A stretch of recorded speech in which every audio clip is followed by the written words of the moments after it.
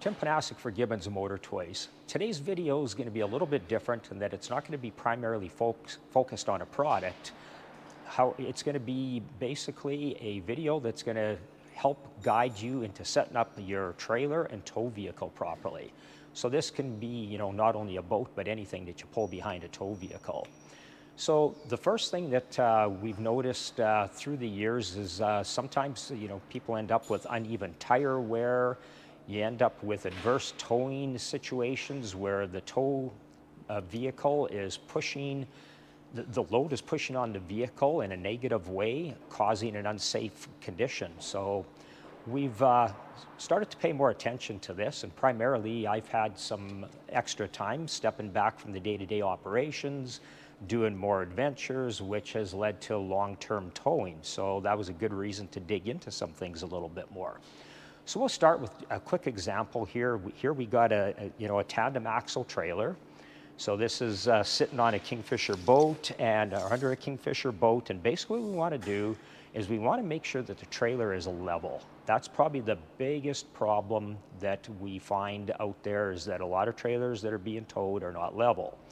So what we've found is, in our opinion, the best way to measure that is what we want to do is we want to make sure that the weight is distributed evenly between axles. So in this case, with a tandem axle, what we want to do is we want to measure the height of the frame and compare the front to the back to make sure it's level.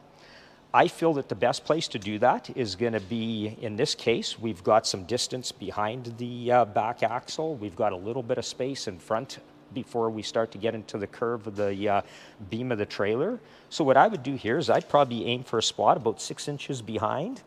And here you can see I'm just measuring to the bottom of the frame. We've got 19 inches.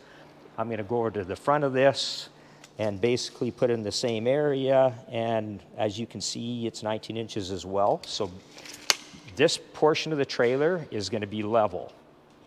The reason that we don't want to necessarily measure in this area is because there could be flexing and bowing that happens in the trailer depending on the load. So once you got those measurements, you know that your trailer is level, what you want to do is then you want to go over and you want to measure to the top of your ball.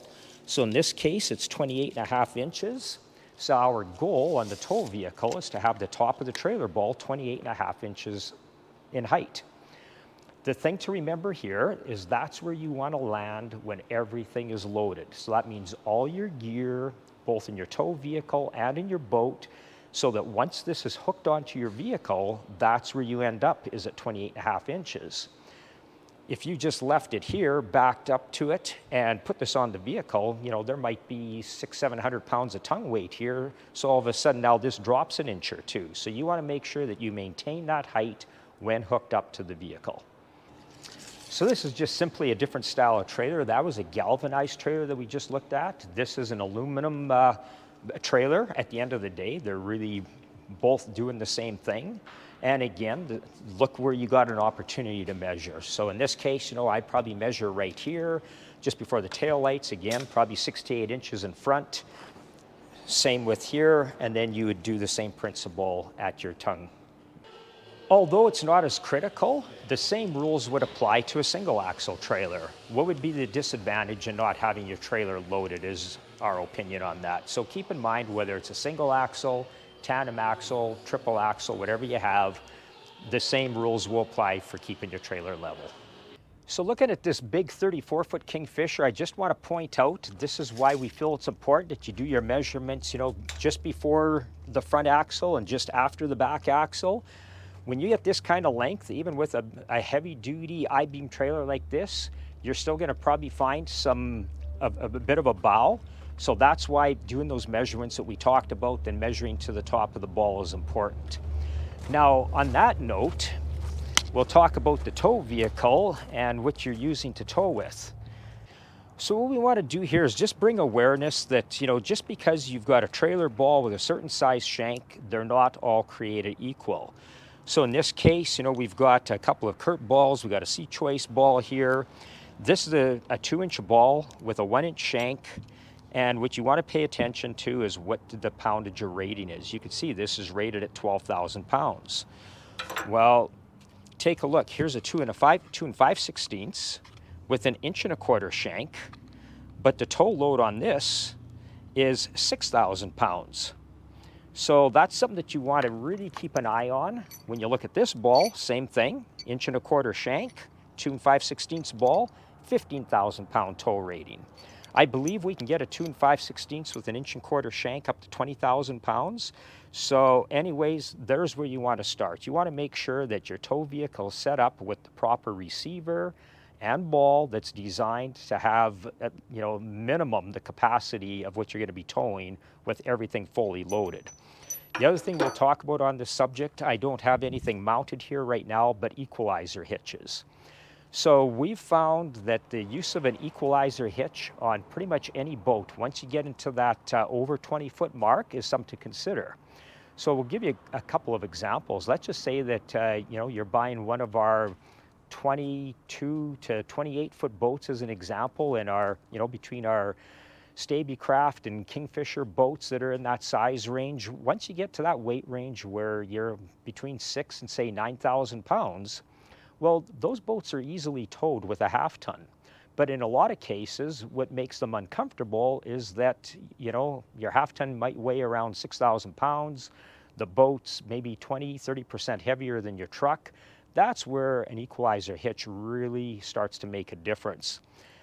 We found that equalizer actually makes a bar that you can bolt on the beam of the trailer here, on the tongue, and it'll just extend it out so that you end up with a V. And then that way there you can accommodate your equalizer hitch. With the equalizer hitch, we'll just give a quick maybe description of what that's going to do for you here.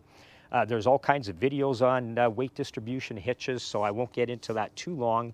But as we said at the beginning of the video, by the time you put the load on your vehicle, you want this height to remain the same. Well, what an equalizer hitch allows you to do, let's use this boat as an example. You're going to probably tow this with minimum a 1-ton truck, probably even a dually. This is a full-sized boat. We're probably over 15,000 pounds here, plus gear, etc., what else you might add to it. So I'm going to guess that the tongue weight on this is approximately 1,500 pounds. Well, even on a 1-ton truck, that's still going to squat the back of that truck. And more importantly, you're putting that 1,500 pounds behind the rear axle of the vehicle. So that means that the rear axle is taking that full load, and because it's behind the rear axle, your front tires are actually being raised, so you're taking weight off the front tires. With a distribution hitch, what you're going to do is you're going to take 40 to 50% of that load, and instead of placing it all on the rear axle, you're going to distribute it to the front axle as well. So it's going to be safer, it's going to be more comfortable. I can tell you from personal experience, I put an equalizer hitch on a 25-foot boat recently, and even behind a 1-ton, when you're towing and you get those frost heaves and deep dips in the highway, you just barely feel the boat. Plus you got the crosswind sway and stuff, it literally takes that away.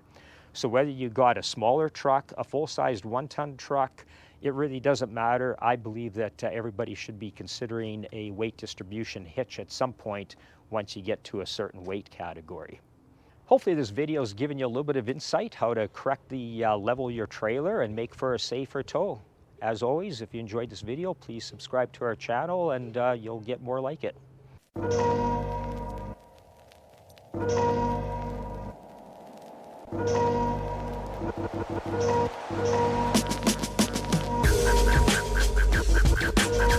Thank you.